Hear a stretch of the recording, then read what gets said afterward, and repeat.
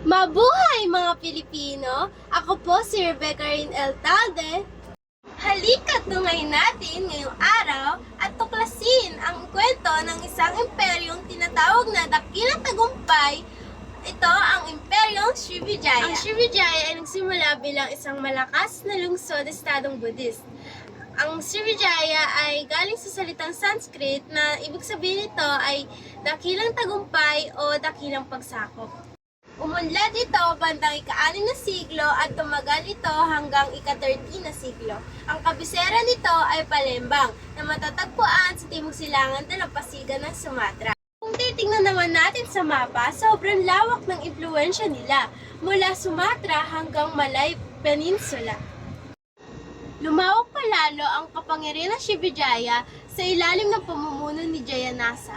Panahon niya, sumama si Srivijaya sa iba't ibang kaharian dahil dito naging malakas sila sa pangangasiwa ng ruta ng pampalasa spy route sa Strait of Malacca. Dito dumadaan ang mga barko mula China at India, kaya naging super importante ang Srivijaya. Ano ang mga ambag ng Srivijaya? Una, relihiyon. Ang pangunahing relihiyon nila ay Buddhism. Maraming mongheng Buddhist mula China ang duman dito para mag-aral sa pamantasang monastic sa Nalanda, India. Kaya naging mahalang sentro ang Srivijaya sa ruta ng peregrinasyon o pilgrimage route. Pangalawa, kayamanan. Tinawag pa nga ng mga manunulat na Chino ang Srivijaya bilang Jinsu, na ang ibig sabihin ay distrito ng ginto o dalampasigan ng ginto. Bakit? Kasi mayaman sila sa ginto. Maraming natuklasang Buddhist statue at alas na ginto sa tabi ng Musi River na patunay ng kayamanan nila doon.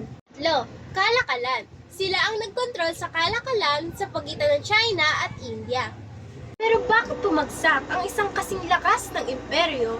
Ang kayamanan at kapangyarihan mula sa ruta ng pampalasa ang naging ugat ng madalas na pakikidigma nila sa mga kalapit na kaharian. Noong 1350, tuluyan ito pinabagsak na imperyong Mahapait.